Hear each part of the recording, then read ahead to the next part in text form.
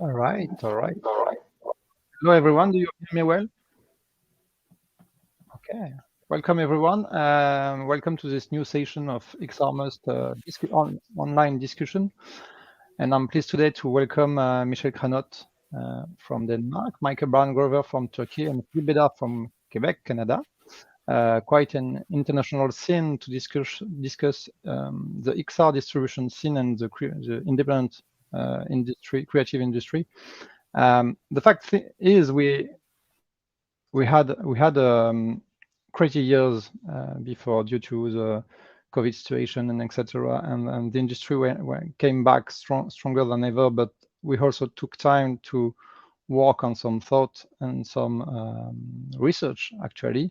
And last year there was 3 reports published about distribution and independent creative, the independent creative scene, and that's what we're going to address today is that 3 reports. And the fact is 2 of them are available online, and I will be glad to hear from the 3 of you about them. And we're going to start with Michelle. I will give you the floor if you want. Yeah, I better unmute myself. Yeah, thank you. And from you, it's the Indie Online. It's the second edition of your research work about the XR industry, and last year it was dedicated to distribution. Yes, it's true. I hope you can hear me well, because firstly, I'd like to thank you. Thank you very much for inviting me, and thanks for arranging this session. It's nice to all of us be together. It's nice to be in such good company, especially since we have so much in common. I'm here more as an artist, really. I'll just maybe introduce myself a little bit more. My name is Michelle Kranot, and I work at the animation workshop in Viborg, Denmark. And I'm a part of the research and development department here. And what I do is considered practice-based research. And I work together with my partner and collaborator, Uwe. And practice-based research is a lot of things. But one of the things that we, besides making personal work, what we do is also run a program called AnyDocs, where we work with animated documentary. And we have a development lab, and we have a residency, and we run an exhibition and an award scheme for animated documentaries in VR. So we're seeing many VR projects and more turning our attention to XR projects in general. So I'd like to maybe shine a light on this aspect of what we do with animated documentaries. I guess I was very fortunate to be commissioned this kind of a series of research projects around independent distribution of artistic projects, because that's kind of the projects that we make. So I have that kind of access, and many of the people that we've been interviewing and working with have similar experiences, but also we've tried to broaden and reach out to people who have very different points of view. In this last iteration, we were pointing or turning our attention towards XR distribution and looking at opportunities and challenges that we share. A lot of the conclusions or the reflections come from either my personal experiences, but I think that in terms of conclusions, what was maybe most impactful is on the work that I'm currently developing and future projects as sort of a result of collecting all of this information. I think that it's wonderful to all of us be here now together, because I feel from reading your research projects that there seems to be kind of a consensus around themes and the needs that we have and share. There, but there's only a handful of existing distribution channels. besides the film model, the game model, exhibition model, none of it really works or adequately. We're all looking at access to audience, whether as venues or whether as distributors or whether as independent creators. And we need access to funding, and we need access to, education, because one of the things that we really lack is kind of an effective technological implementation of our work. And personally, I feel that there's lack of acknowledgement for a role that is a key that has to do with like hosting and holding these experiences for our audiences. So that's something that I would like to address. But I guess that was my introduction. And I look forward to hearing your introduction so that we could have a bit of a discussion. I might have quite a lot of questions, or you might. So, yeah, thanks for having me. Thank you. I have to mention I work with you on that report, and it was great to start this as an introduction to the topic. And we have a lot of. In fact, you conducted all the interviews. Yeah. Yeah. Michael, do you want to present the Eurofest report you did last year? Yeah, thank you very much, and I too would like to thank you, Matthew, for this this invitation, this opportunity to speak on the topic, because I come from quite perhaps an out there, different vector I've followed into this conversation. So I appreciate being able to speak with others, perhaps more established in the field, and just share my experiences, my thoughts, and many of those are represented in this Eurofest XR report, which was really focusing on immersive festivals, immersive art, and narrative art festivals primarily. And was the purpose of it was, and the mandate was to provide some guidance for festival curators and organizers to understand maybe how best to host an immersive experience that wasn't physically located, or to retain some elements of this virtual distribution even after having a physical festival again, because it was commissioned toward the second half of the lockdowns. So already kind of there was a slow progression, or the anticipation of returning to the traditional ways of festivals and location-based exhibitions. But as you alluded to in the beginning, Matthew, there was a very powerful change in the way that people what they expected when it came to seeing these types of works. And I think just to kind of talk a little bit about how I even got into this in the first place, I'm a PhD researcher of collaboration in VR. So from 2017, when I quit my regular job and just became purely a VR focused person, I'm a Unity developer as well, so I do development, and that's oftentimes how I engage with artists, is as the facilitator, the technical mentor and guide, and then the developer of last resort for the residencies that I host and stuff like this. I just work with anyone who doesn't have a developer. I'm at that last resort to get it working and get you something that you can exhibit. And from that background, when the lockdowns came down and people were looking at how to use these platforms for events, that's where I kind of came in, because I had already had this knowledge from looking at and using these platforms. And what really happened was something revolutionary, and it had a revolutionary effect on my career development and my market. I'm in Turkey, so I'm originally from the U.S., but I'm in a place that we never had exhibition. You could not get these things.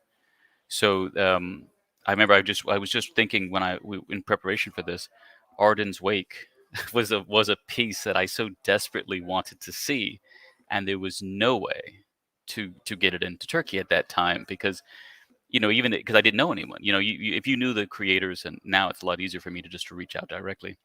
But at those times I didn't, and there was no way to get those pieces, anything like that, in Turkey. You had to travel, which meant that people in my market who were creatively oriented and would be appreciating that work couldn't see it.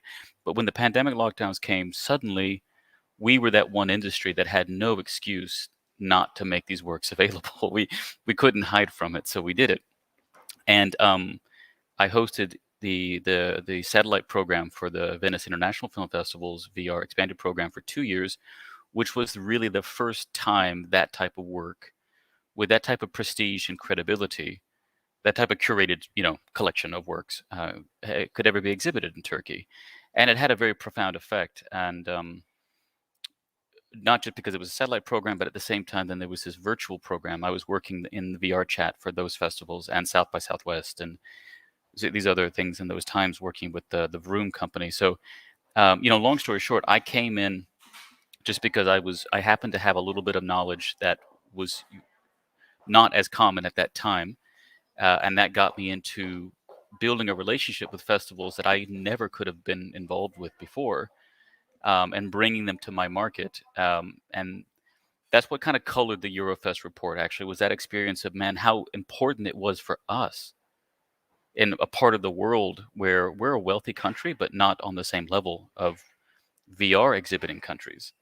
And how somewhat, to be honest, threatened we are by a return to the status quo, the pre-lockdown kind of business models. And that kind of colors a little bit that report, that these purely virtual festival exhibitions are really valuable to a very different global audience than the traditional one. So that wasn't the whole basis of that report, but I would say that is maybe the color that I brought to otherwise is a pretty summary, pretty sterile report. But I encourage people to read it if they can find it online. I will actually share a link later. I'll have to put it back online. I can maybe just distribute the PDF. It was online and it's not now. Yes, we will ask people to maybe to contact you to get it. But the all three reports were interesting in a way. We will discuss that later to have a wider approach of everything.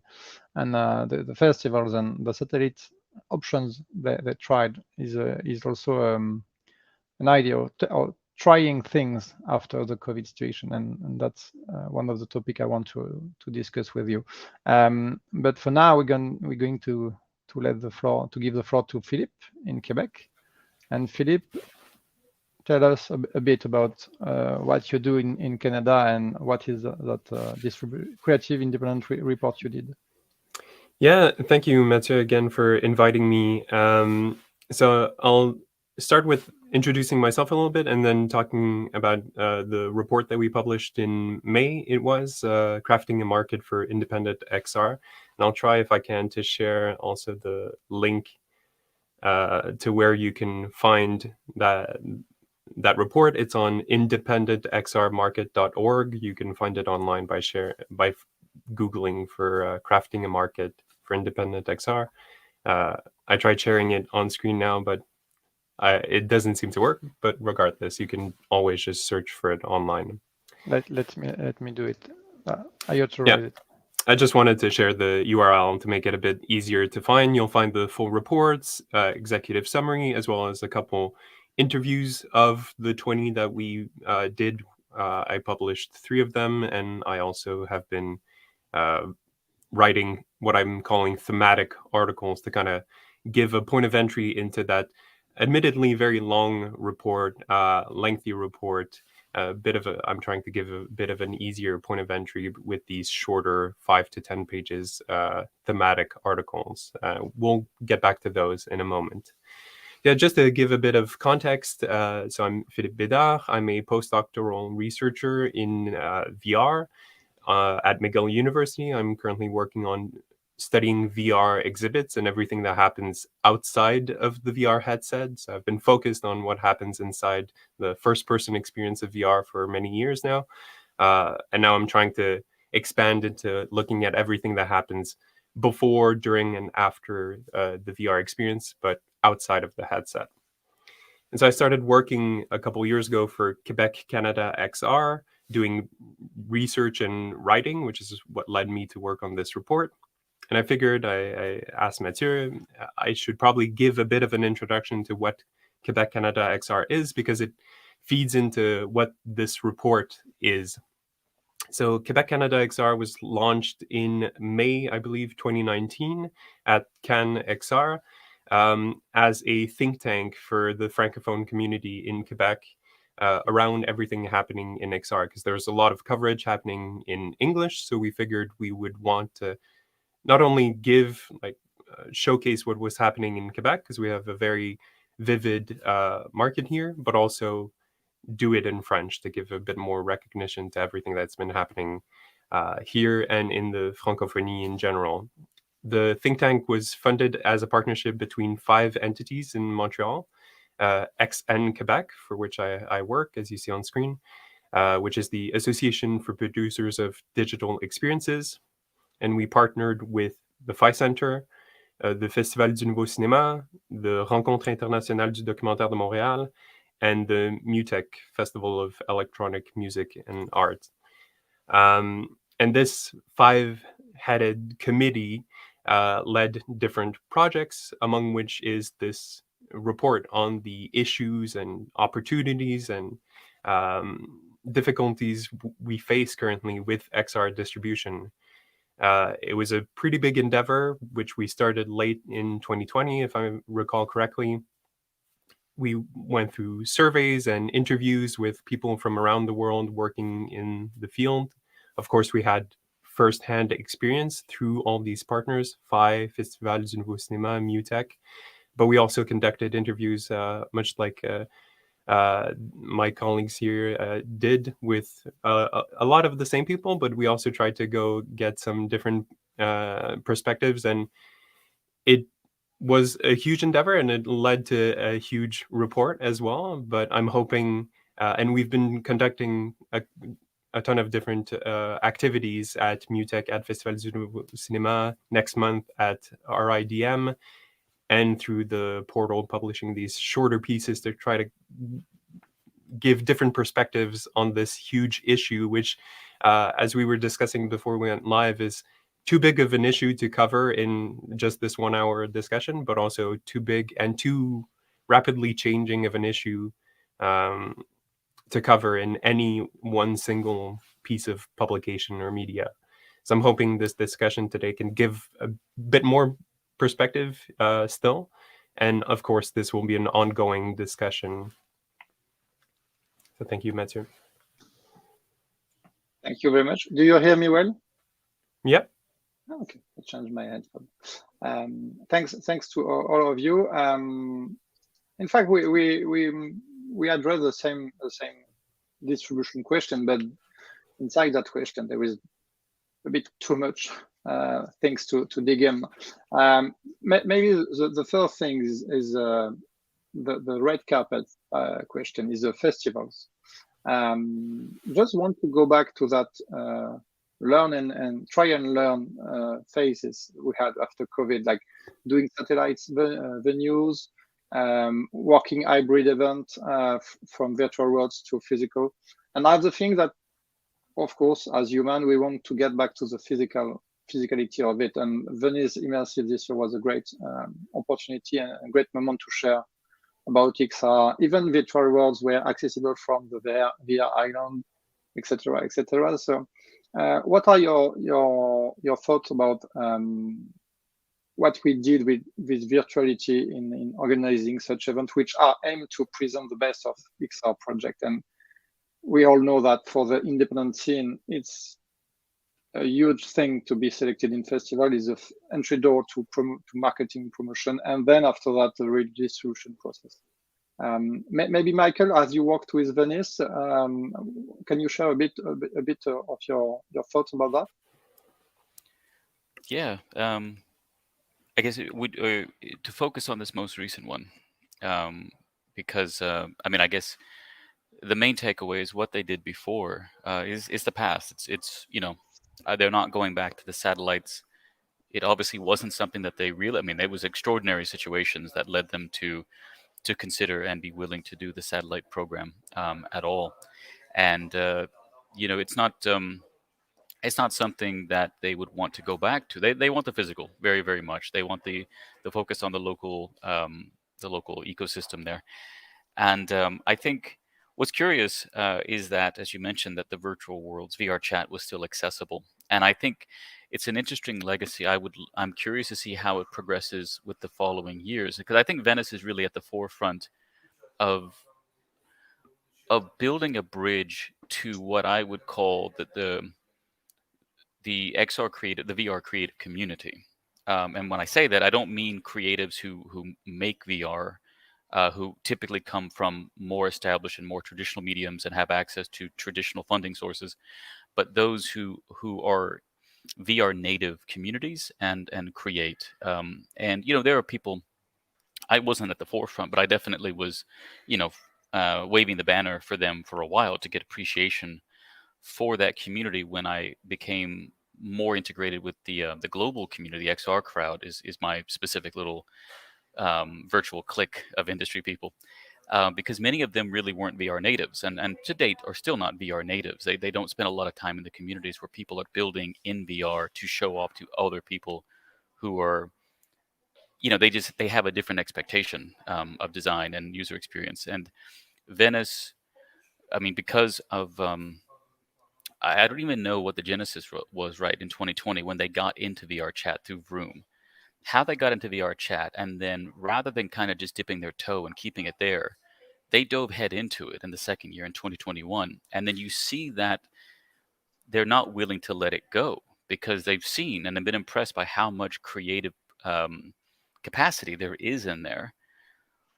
And this was a borderline hybridization of having these booths to go into VR chat from a location-based, exhibition design. And I would be curious to get other people's feedback on it, because I would say arguably that's not, and this is not a criticism of Venice, but I don't think that's the best use case of a social VR platform. However, this is part of the question of hybridization. How do you get people into the space where really great things are being made, but they're not being made for location-based exhibition? They're being made for a globally distributed platform. So the main takeaway for me is they're retaining the most important thing from the last 2 years for the curators, which is that creative community of VR chat. They've retained it, and I don't think they've yet found the best ideal way to integrate that into a hybrid type of experience. But I'm at the very least, I very appreciate that they kept it. They've held on to it, because I think a lot of other platforms, a lot of other festivals tried a little bit of the virtual because they had to, but they didn't go in as deep as the Venice curators, as Liz and Michelle did. And so when they go back to traditional exhibition models, they weren't changed. But Venice was changed, I think, by the last 2 years. Yeah, but yeah, and from what we can do from physical and virtual, from hybrid organization, it's also heavy for festivals to organize both, because it's maybe doing two festivals in one. Michelle, maybe do you want to add to give us your thought about that? Because through our work, we also discussed the fact that doing satellites event and so things like that is also cutting in a way the premiere of the project. So and that was an issue with producers and creators as well. So from our work, but also as a creator, what do you think about that kind of system, which could be very nice at first, but is highly complicated? It is highly complicated. I agree with what Michael said about, the kind of exposure that we get from a satellite venue. We reach audiences that we would not have been able to otherwise. So it is a super opportunity. But sometimes as a creator, you might feel a little bit used, because you're not getting the screening fees, or you're not getting a kind of a world premiere, or maybe the satellite venue is kind of stepping on your local distribution plan. So there was a lot of navigating kind of the politics of distribution, which felt a little bit well, for me as an artist, it felt it was quite a heavy burden. So yes, of course, I love the exposure, but it wasn't something that was kind of viable. Also because in many occasions, the artists are expected to install their own presentations. In many places, artists are the ones that are facilitating and doing all the support for the works. And there's not always an acknowledgement of that aspect of our work. So it's especially true when it's a satellite venue, because the question of responsibility it shifts. Who takes responsibility over this? Also the finances and the resources that are involved in that. And I think that sometimes, it's. We were also very hopeful for this kind of new hybrid world. That's also true not only about XR and the distribution of works online, but also the short films we make. And kind of the more traditional animation festivals also moved to online, and now not. Or there are a lot of good things that have come up because we needed to adapt to a pandemic situation, and they turned out to be really taxing, really expensive. A lot of the festival, especially the coordinators and the managers, they burnt out. So you don't have the staff anymore to do a hybrid festival, because people sort of conked out during this pandemic. It was underappreciated amount of work. And I would like to see us moving forward as a community and supporting both the venues, the curators. And I think this is a discussion we need to be constantly having. Thank you. But yeah, indeed, it's. I think we tried a lot of things, and what's interesting is that I'm thinking event coming back physically, and that's the joy of meeting people, but also things we can do online is something we can't replace. But so the possibilities of virtual against the benefits of physical is interesting. Philippe, do you want to add something on that topic of festivals and hybrid sessions? Yeah, and I can come at it from just the perspective of someone who's been like doing reviews of XR for many years now. That's how I got started in the field of virtual reality, was going to festival, writing a review. And I'm lucky in Montreal to have the Festival du Nouveau Cinéma, which has been showing VR works for many years now, since 2014-15, I think. And I was even more lucky in the past 2 years, where I got to see films that were shown at Sundance, at Tribeca, at Venice. Extremely lucky to be in Montreal too with the Phi Center, which we had a satellite event for Venice. So not only having to wrestle with the difficulties of viewing VR at home through whatever the platform what the festival chose. So there's some technical difficulties that I was comfortable handling that maybe not everyone was, but so we were lucky in Montreal to have something like the Phi Center to handle all these technical issues and accompany viewers in accessing these magnificent works that will maybe never be seen again. And I'm kind of sad that this is going away. I've been pretty vocal about it in all my critiques from the past few festivals. Tribeca was still online. I could feel that it was probably the last. Venice, that was so big as an online festival and hybrid and satellite festival, did not have it this year. And I think it's pretty much gone away. And as a critic of sorts, I'm very sad to have lost this access to so many films. I will never be able to see as many films as I've seen in these past couple of years. And of course, there's some major difficulties with the way film festivals work and film distribution. I know the status of premieres is a huge issue of screening fees. But I'm still can't help but be sad that we, didn't continue experimenting with different ways of doing this online distribution, or, perhaps even only for films that have already been shown in the last like over a year ago that have, that are later in their distribution cycle. Perhaps festivals don't need to only play the role of being the premier location, but also just a role of preservation is not quite the right word, but having the infrastructure to show these works online that were premiered a year, maybe 2 years ago, but haven't received the major distribution that they might deserve. I just had this idea when Michelle was speaking of, maybe there's this role that festivals could play, while we still don't have the solution yet for like a stable distribution platforms. But again, it's a huge issue because we're relying on these film festivals, but a lot of VR creations. And again, Michelle made me think of that when describing like these huge VR installations that go with VR films sometimes.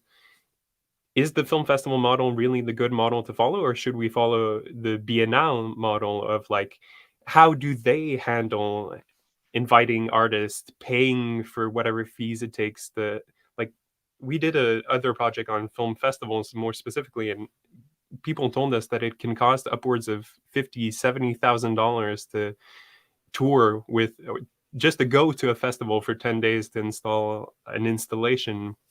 So I don't know, maybe Arts Biennale have a different model for accompanying these kinds of productions. So yeah, we might see like a diversification of XR is all those things and not a single thing among all these things: films, video games, art, theater, social. So yeah, there's so many different models that perhaps we should just be inventing another one or further experimenting with different models than just the film, which has its advantages, but also some drawbacks that perhaps are not aligned with what XR is becoming. Yes. Maybe a lot of us are following a film distribution model because this is the, or the background that we come with, or this is kind of and they seem to be at the forefront of VR distribution, because there aren't that many kind of bespoke festivals for digital arts, or if there are, they don't have the same kind of echo that some of the bigger film festivals have. But when we were looking at distribution models, you've got, people kept saying, oh, why don't you use like a game distribution model? Because that's where your audience is. Or they'd come up with different ideas about a model that works more along the lines of a theater performance installation.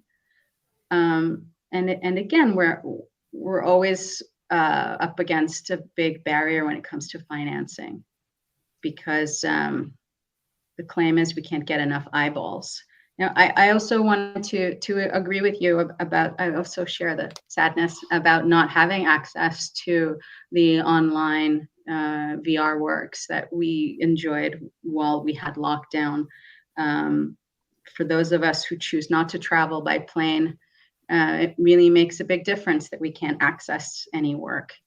On the other hand, as a person who is particularly curious about location-based installations and events, I'm also wondering, how do we kind of fit into a system that doesn't accommodate us? Where film festivals have welcomed us with open arms, art venues are shocked by the costs.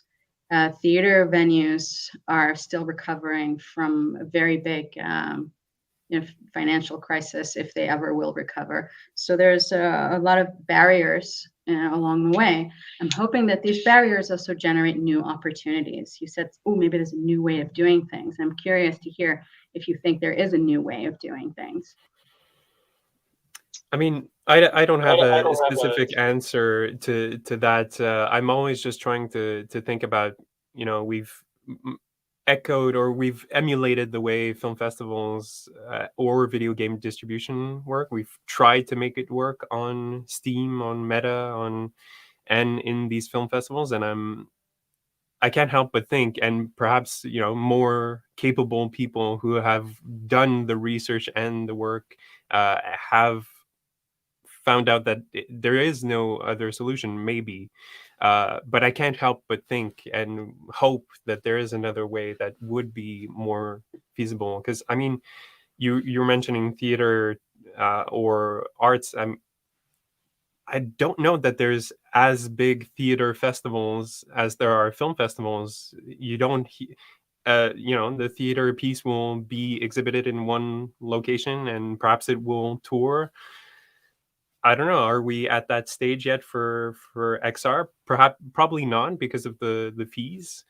But again, I think we'll get into a question perhaps of funding in a little bit. I don't want to jump the gun too much, but that's one solution I find is, we're lucky to be in countries that have robust public funding for most of us in the room right now.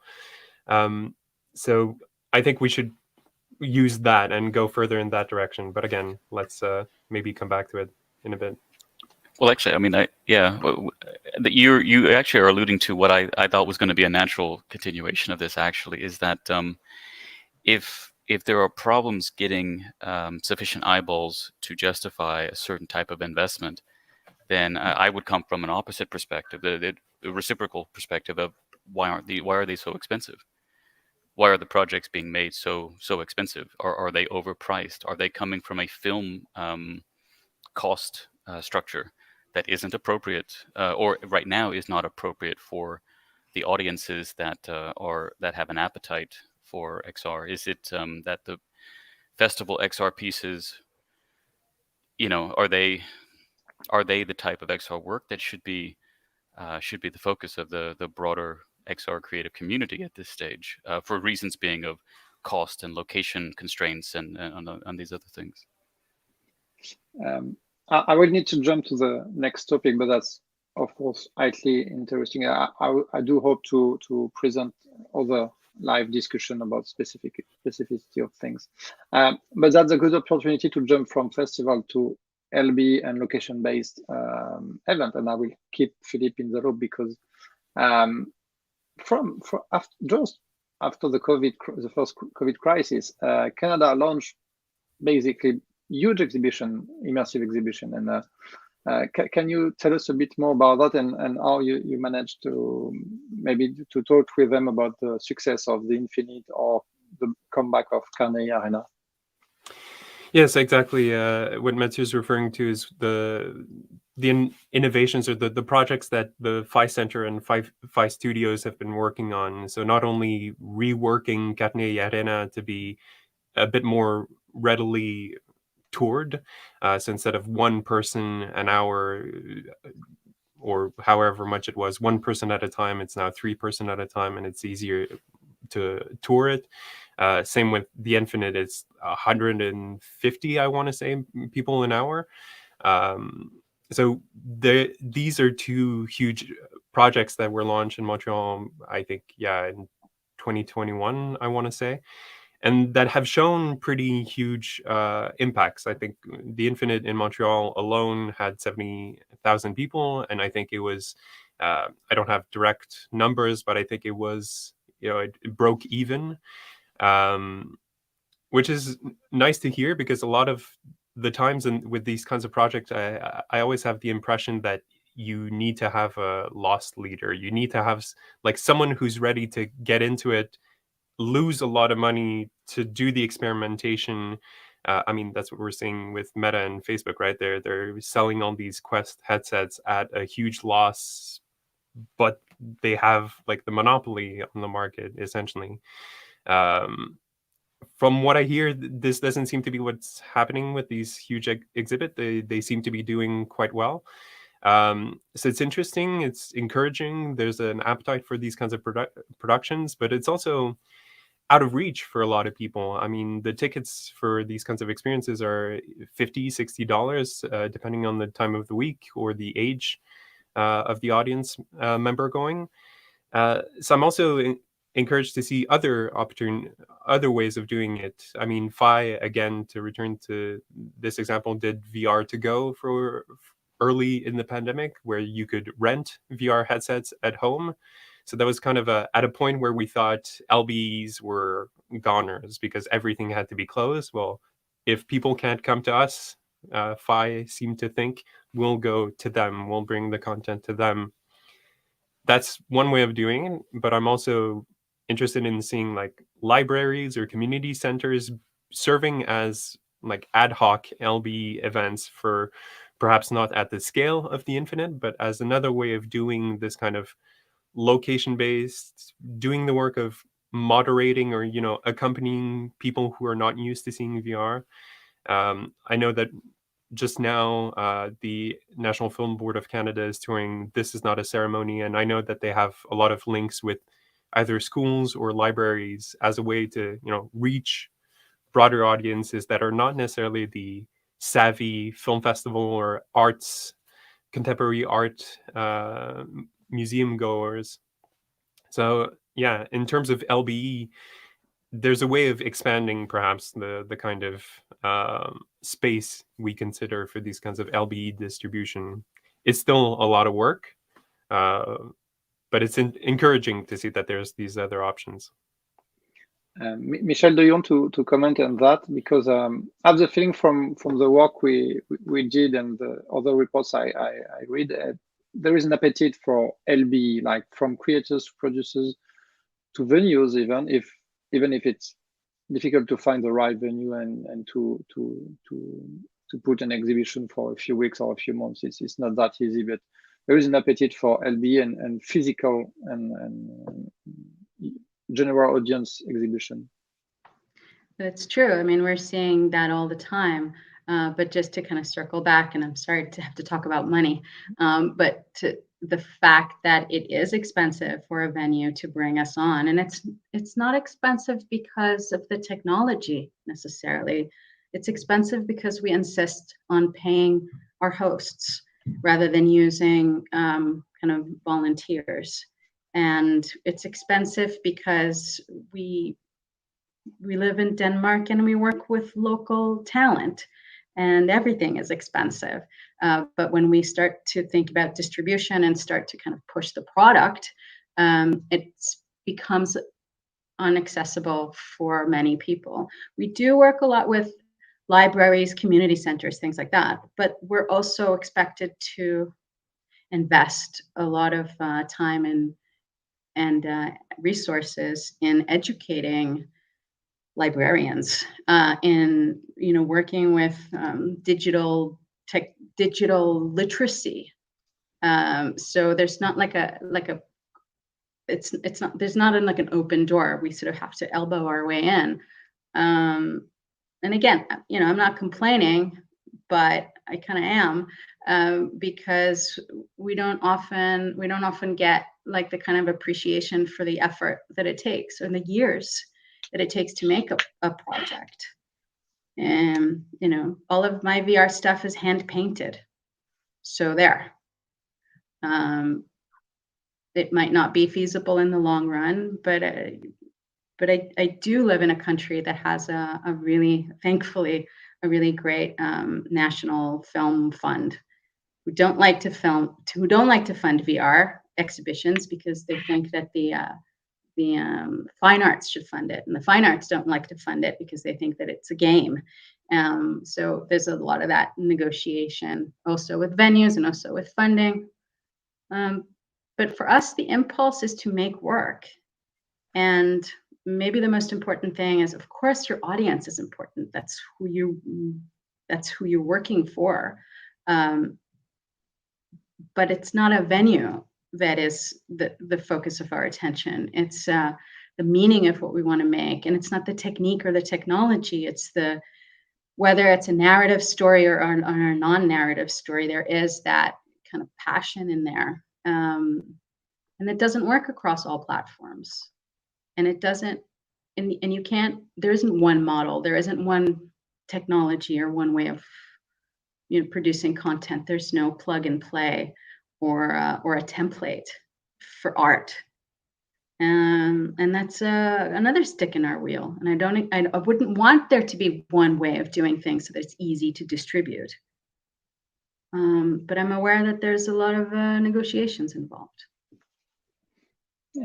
Michael, you want to add anything regarding your own experience running physical events in Turkey, maybe? Well, yeah, a little bit. I can say that it was educational for me, the importance of installation, because having never attended an XR festival prior to hosting Venice satellite site 2 years, which we had no installations. So we, every work was presented through digital distribution means. I think there was a question about Viveport in the chat, and then that's what Venice used. So we downloaded everything through Viveport or through the Quest store, and we exhibited as it was. And but then I was working in VR chat at night. So in the day, both of those years, I was working morning to late afternoon to do the physical exhibition, and then running home to work the VR chat exhibition. And so at night, like in the day, I'm exhibiting to people who almost never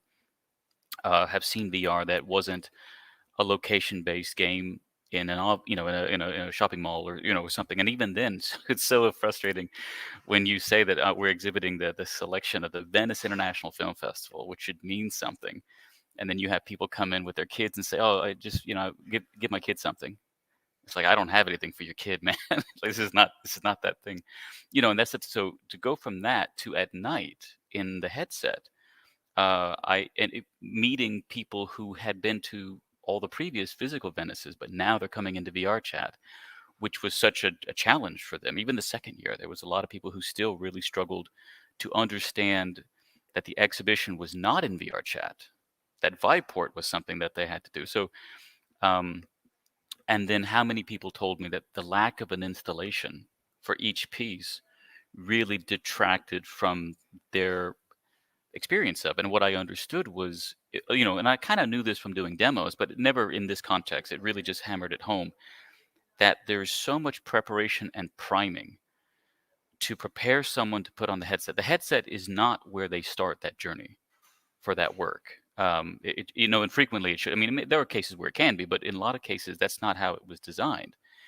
And so it really just made me realize, wow, we're doing the exhibition and we're doing our best and we're losing money because this is a charity. We're doing this because this doesn't happen in Istanbul. But man, we are missing, that even if we don't have the installation, we're missing having the artist standing here to talk about it. Like, we're doing our best to, when we meet the artist, if I'm lucky enough to meet the artist in VR chat at night, share people what I heard. I talked to this person. This is what they told me about the work. So, the location-based element is coming back to what I was just kind of alluding to, that maybe there are different types of works that we need to emphasize as much, because the location-based thing is really, it's very special, but it's just very hard to ever replicate or to make accessible. As special as it is, accessibility is fundamentally limited by the geography of a location-based experience. And so putting it upon certain creators, or finding creators who have a little bit more proficiency working without installations, without location-based elements, not because it's better in any way, but just because it's perhaps more accessible. And there should be some parallel appreciation and reciprocal funding for works that don't have a location-based, who can stand on their own without it, or even improve without it. Again, not on anything based on valuation or quality, but just in terms of accessibility. Yes, Michelle. I'd just like to mention something about this accessibility, and maybe like Mathieu suggested, that we also talk about like maybe case studies or personal projects. I'll just put the case study of The Hangman at Home up there. The Hangman at Home is a multimedia project. It's a short film. It's a single user VR, and it's a multi-user performance installation. So, but it's not like these are different components of a project. It's not like they're different iterations or versions. It was created simultaneously as all of these things, basically in order to investigate what the medium gives each one of the these I'd say outputs. How does the priming, or how does the like I said, the medium itself reflect on the message that the story holds? And I really don't know if that was smart to distribute all of these things at the same time. They stepped on each other. I was very happy that when somebody didn't have access to a headset, my dad, he got to see the movie. Okay, he got to see it on his laptop at home. So it's a very different thing than watching it in a cinema on these big screens where it's, the sound is amazing and the texture is lush, but that the idea of access is important. Same with the single user. I send it. I just can send a file. You can watch that single user. You can watch it, sort of plug it into your thing and watch it at home, and it's pretty straightforward. But the distribution of the multi-user is it's very hard. And for me, it was like, the crown jewels, but I need sets and I need performers and I need a huge space and all of these things that are making it very difficult. And I know that it was worth it. The experiment was worth it. But I'm definitely moving to a much lighter, light on my feet kind of approach to a multi-user co-location experience, because we are at home. It gets to be like very exclusive, and that's not what we were hoping it would be. Yes, and outside our little circle of the inner industry, we don't see a lot of things. Maybe I will jump to the last topic because we're running out of time, but the last topic is about online distribution, and I will start with a question from a young man in Winnipeg. How do you feel, and what did you find out in your report about online distribution, fees, analytics? Is that things useful for everyone? Do you want to start, Michelle? How do you feel about online? I don't have much to contribute to this discussion. I don't think that we've done particularly well with online distribution or through the stores, but that also has to do with the fact that in our personal work there wasn't. I think it's really hard to find art projects on the store. If you want to watch an art project, you wouldn't really know where to look. So I think that from our personal work, it's been tricky. But in the research project that we did together, and Mathieu conducted a lot of different interviews, the online distribution was a particularly interesting platform for people who, I guess, like Michael was talking about, projects that have easy access and that they're also easy to market somehow, because they're not so dependent on a location or on the priming. There has been obviously success with projects that are more suitable for online distribution. Yeah, we're still talking about independent works and not gaming, which is another topic. But Philippe, you did a lot of Sandra and all the people working on your own report, where you did a lot of things about online distribution. We know platform exists, and from that. Yeah, we spoke to a lot of people that either do online distribution, or we asked them what their thoughts were about the opportunities and challenges when concerning XR distribution online. One of the questions we asked is whether it would be better to build our own platform other than the Meta Store or Steam or Viveport. Viveport being pretty good when it comes to arts content more so than Meta. But one of the challenges in response to Fabio's question, I think it's good that these things exist, but it poses a lot of issues in terms of accessibility. Again, in terms of maybe accessibility is not the right term, but just the variety of contents. Because, for example, like the example I always come back to is Into the Mist, which was shown, I think, at Venice last year. It wasn't shown during Venice in Montreal, because they were using Viveport. So because this piece cannot be shown on Viveport, it wasn't shown. It was then selected at Festival du Nouveau Cinéma, but they were also using Viveport. So even though it was selected in Montreal, it wasn't shown in Montreal, and it's such a drag that this piece, because of the terms and conditions or whatever of the kinds of content that can be distributed on these kinds of platforms, because this piece didn't fit with Viveport's rules, it wasn't shown, and maybe it will never be shown online. And if I'm lucky, I can go to Kaohsiung, maybe see it at the VR Film Lab, but other than that, you can forget about it. But other than that, I think the existing, so to come back to the idea of whether we should be building our own platform, that a lot of people told us that, it's a bit of a waste of money. We could spend our money more wisely, putting our efforts into making the most of the existing platforms, and perhaps, lobbying for our kind of contents to have a better exposure. I know that Michel Réac has been talking about his festival collection, I believe it's called, as a kind of quality label for VR pieces.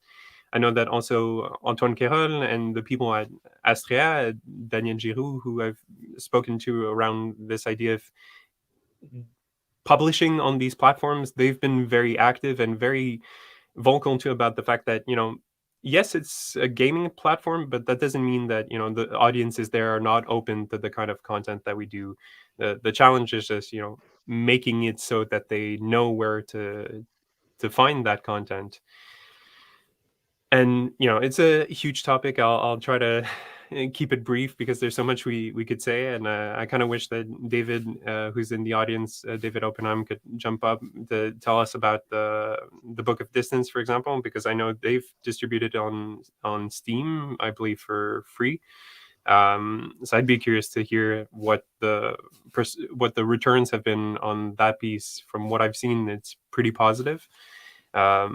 But yeah, there's a whole lot that needs to be said. I think Michelle alluded to earlier about the need to educate libraries and museums, but it's also the need to either educate the public about how to navigate these platforms and find our content. And alternatively, that's something that Antoine Querol said that I always come back to, is we also need to learn about how these platform functions, how the people who go on these platform functions, and adapt our distribution strategies to the way these existing and thriving markets function. That's also something that we need to do. So again, too much of a topic to encapsulate in a 5-minute answer, but I'm open to more questions if we want to push it further. Sure. Maybe we'll do something next with David about the Book of Distance. It's a great project and a good example. Michael, would you, maybe I will ask question about the next steps of the industry, but would you say that we have now a landscape of online platforms that Meta is not the only one today to distribute content, even if it's the stronger, but we got Pico incoming, we got Viveport, we got even YouTube. You can post 360 movies on YouTube. Not sure of the quality of things, etc. But we got opportunities that way. You think that there is things about online streaming content for the industry? Well, I mean, I guess streaming is something more specific than more the distribution and the sharing of it. To be honest, I'm not that optimistic. I know actually when I was reading the report, and I wrote a little response to it, that was an area that really caught my attention, because I had the Viveport experience from doing the Venice exhibitions and the Quest, and understanding how difficult it was for people. So I mean, going back to the accessibility issues, it's just another platform you have to learn, and it is a pretty high barrier for quite a few people. That's not something that's always appreciated. Steam, for example, is very, very intuitive unless you've never done anything like it before, and then it's really it's hard. And I know one of the things that we discussed, I've discussed with Michelle from Venice before, is just the problem of Viport actually had a little bit of the same problem, not as bad, that when you go to those platforms, and actually this is in the report that Philippe was working on, it just doesn't present, like the audience doesn't understand that this is where I should be finding this type of content. The promotion is not as high.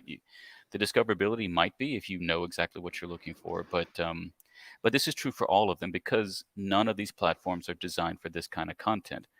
And so I would actually say that the need for the industry for a dedicated platform is very high, and it may be is as high as it's ever been. I just don't think the industry yet, broadly speaking, this creative XR industry that we're alluding to, really understands their audience super well because geographically they're distributed. There's a lot of different touch points. It's not a monolithic entity. The audience is not so homogenous.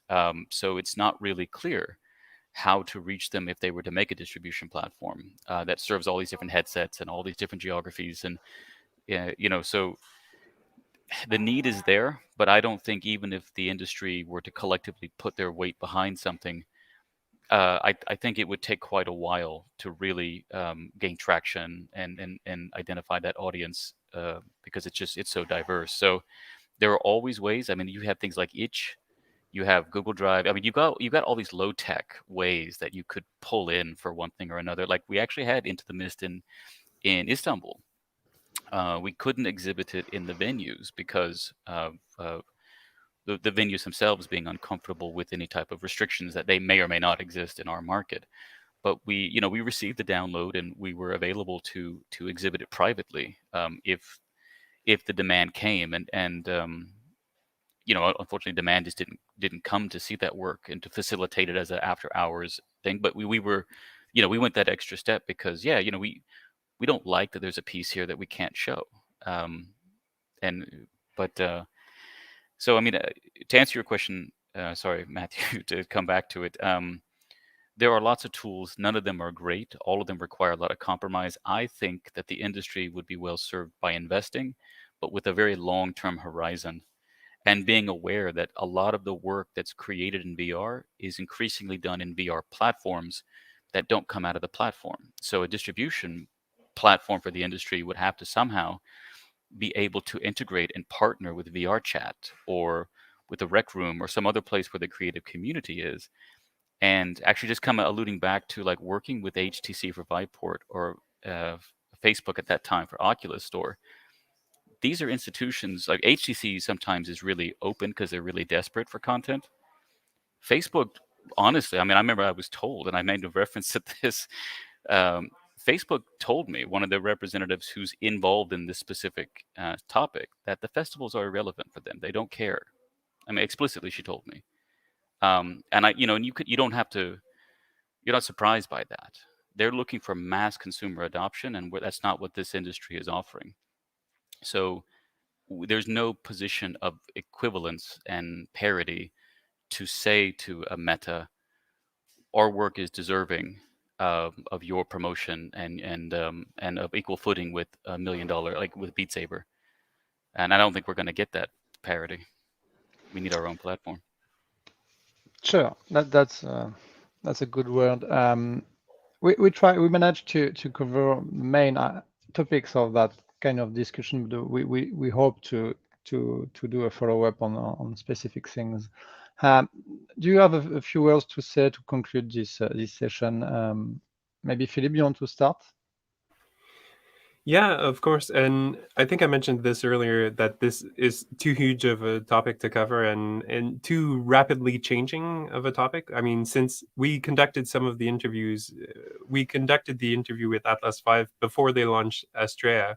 So there's a constant need to stay up to date. So for now, I'll just refer people, if you're in Montreal, come to our IDM next month. We'll have an activity around the report. But if you're not in Montreal, I invite you to go to the website for the project, so independentxrmarket.org, where we're publishing follow-up articles to kind of summarize these key issues, this idea of like the timeline on which the XR market finds itself.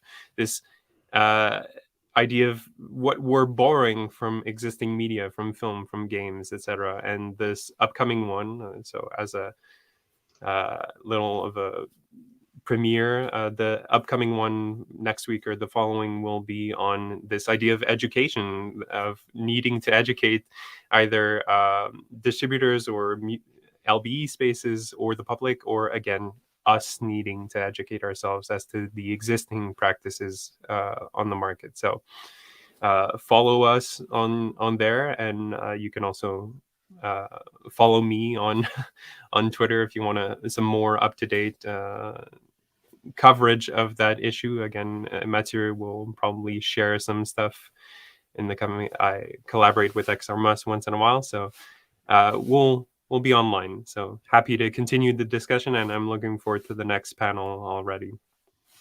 Thanks. Thank you. Yeah, Michael and you are contributors, and thank you for this. Michael, you want to add something before conclusion? Yeah, just I mean, a last thing. I think I'm really happy with where we are as an industry. I think in terms of the production and the output, it's diverse. I think we would all be very well served to just very much appreciate the innovation in terms of distribution, the innovation in terms of the type of projects, wherever those projects may be found. And they may be in uncommon or unusual places like Neos or something. I think it would be very good for everyone just to stay light-footed. I think that's actually something Michelle talked about earlier, because there's a lot more pressure just to talk about the meta industry, and by meta industry I mean also talking about Meta and the pressure on Meta maybe to pull back on some investments, which isn't a bad thing, right? Because sometimes the industry may get bigger or smaller, but the creatives are kind of compelled against all clear-headed thought to just create. So I'm not particularly worried if the industry maybe gets a little lighter, because I think creation and high-quality creation will continue to happen. So we're, in that sense, in this independent creative XR ecosystem, we're in a good place, and I feel like we will continue to be. But we probably would all be well served just to be flexible and not too highly invested in any particular method or technology or anything like that. All right, thank you. And finally, Michelle, you want to add something? Well, yeah, I think that it's really nice how we all agree with each other. Yet at the same time, that felt like we were having a pretty, I'd say, a proper conversation. And even though we have many of the same conclusions from our experiences, we're still very open to learn from each other. I think one of the things that I'd like to conclude, not necessarily wrapping up this session, but opening up new questions that I'd like to take up in this community space in the future.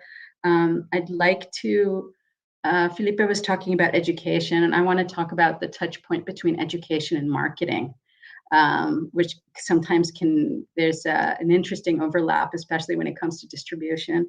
I'd also like to discuss something that was mentioned about preservation and archive. There's a lot of work out there that will evaporate, and what kind of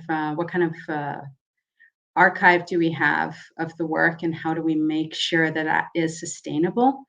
And speaking of sustainability, I think that we all should be considering more work, not only the impact, the climate impact of our work and the distribution of our work in the production aspects, but also in terms of content, and how can we contribute to climate action by looking at diversity and diversifying our interests, and not being confined to one particular way of working, and opening our horizons. So thanks for opening some new topics for me.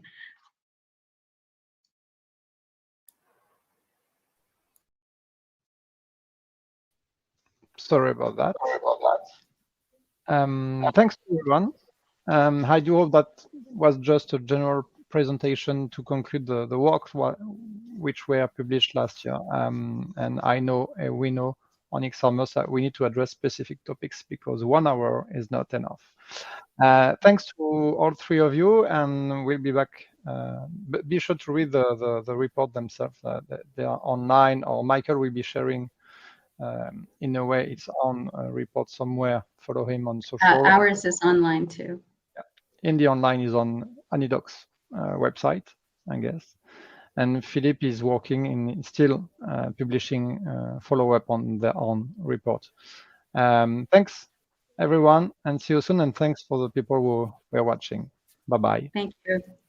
Bye.